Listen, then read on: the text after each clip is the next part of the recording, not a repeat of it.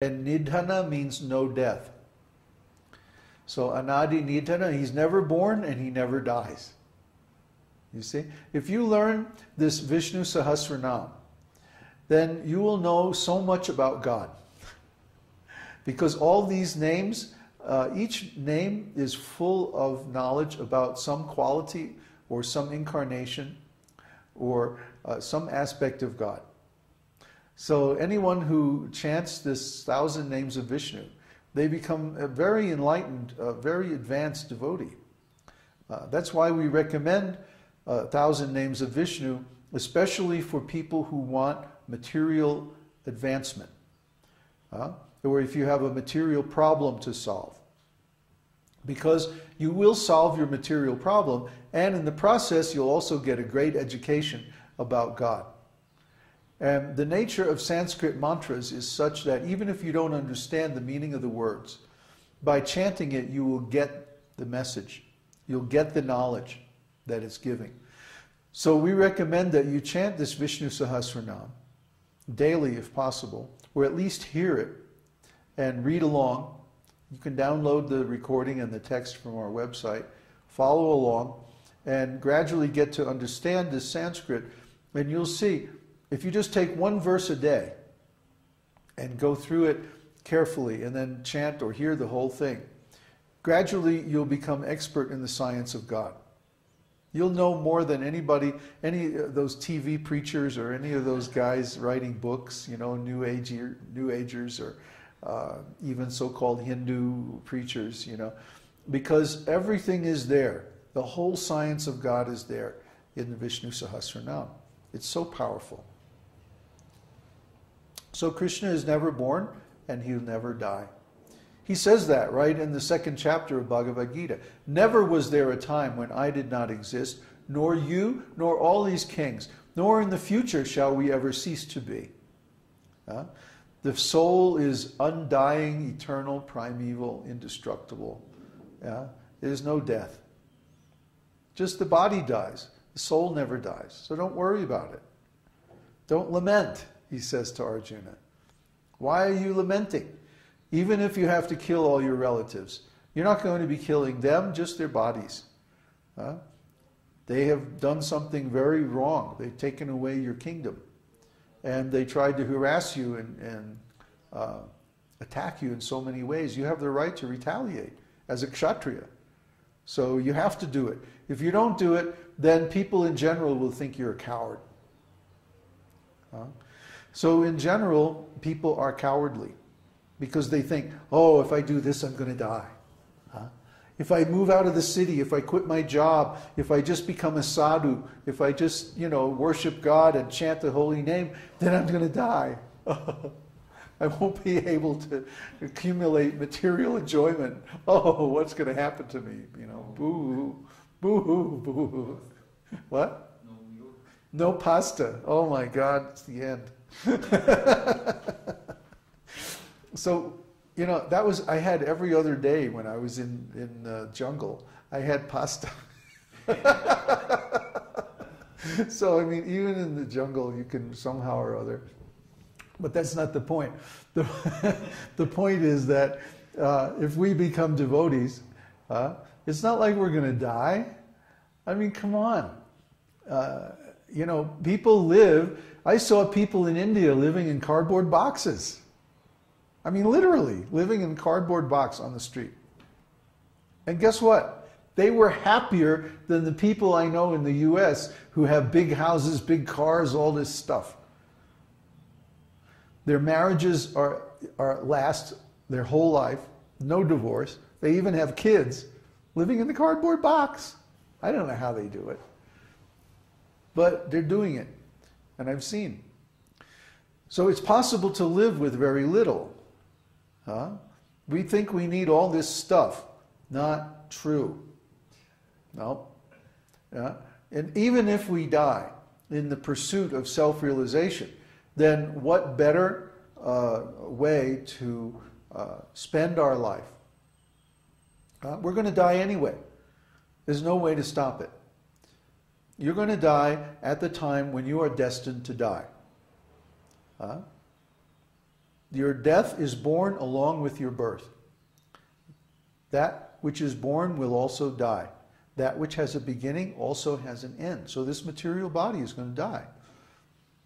But we shouldn't be intimidated by that. We shouldn't be afraid of it. We shouldn't be in denial about it either. And we shouldn't... Uda was going, oh, he's in anxiety. No, we shouldn't be in anxiety about it because it's going to happen. It's a natural process. It happens to everybody. And we've all died millions of times before. And look, we're still alive. So, Krishna's going to give us another body. It's natural for rascals. Yeah.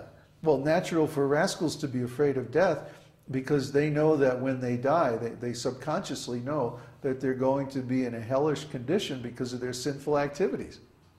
But if you live a virtuous life of devotion to God, then how can you be in a worse situation? You're going to be in a better situation. So the devotee actually looks forward to dying because that means I get to get rid of this old material body and get a much better situation in the next life. Even if we don't get to the spiritual world, we're going to be in a much better situation in this material world with better guidance, better opportunities, better facilities, and so on. Is there a question? Peter said, fear of death is the number one American motivation. Fear of death is the number one American motivation. That means that people are doing everything to stop death. You see, they have these expensive medical insurance, and then when they get sick and old, then they go to the hospital, and then the doctors do all these unnecessary treatments. Because what can they do? At most, maybe they'll add another 6 months to the life, and the whole time you have to be in bed with tubes stuck in various orifices of your body, and I mean, it's just disgusting, Prabhupada said that when his father got old and he had a stroke and he couldn't walk anymore, he just stopped eating. His father was a pure devotee. His father wasn't an ordinary person. But he said, okay, the body is useless, so I'm just going to not maintain it anymore and get a new one. Like that. So he got a new body. The Native Americans used to do this. You see, the Native Americans, excuse me, the Plains Indians especially, had what they call burial platforms. Well, that's a misnomer. They weren't burial platforms. They were dying platforms. They would, when they got old, their friends would take them to a beautiful sacred spot because the Indians were always moving. So when someone got old and sick, they couldn't travel anymore. Basically, that was it. So they built them a nice platform up off the ground so the coyotes and other animals wouldn't get them. And they just sat up there. They gave them some water and some food, and that was it. Bye. Everybody took off, and they would just stay there until they left their body, and praying and all like that. So that was what they did. That's how they left this world, deliberately, when the appropriate time came. They weren't afraid of death. They knew they're immortal, they're eternal beings. We have, in America especially, this cult of trying to postpone death as long as possible. Well, why? This life is so miserable. Why do you want to postpone death, especially when you're old and sick? Who wants to live another 6 months or a year? If you're just suffering just prolongs the agony. Well, why do you want to do that? But because people don't understand austerity, they don't understand how to control their senses. Yeah, they don't understand spiritual life or the nature of the soul or God or anything. They're completely in ignorance. So they're just like clutching onto this miserable life and trying to hold on to it as long as possible. Yeah, they're afraid of death. They're fools. So don't be a fool. Don't cheat yourself. Study this esoteric teaching.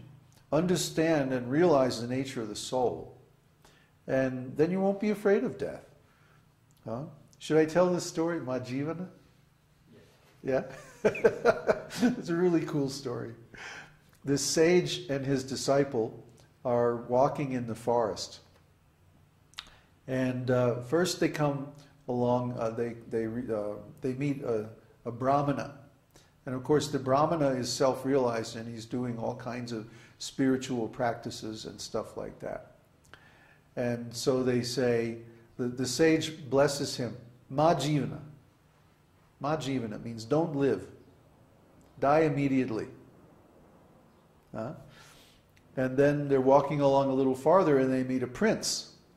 And of course the prince, you know, he's the son of the king. He's going to be the next king. So everybody's giving him all kinds of sense gratification and you know, they all want to be on his good side so that when he becomes the king, you know, they'll be in his good graces and so on. So then he blesses the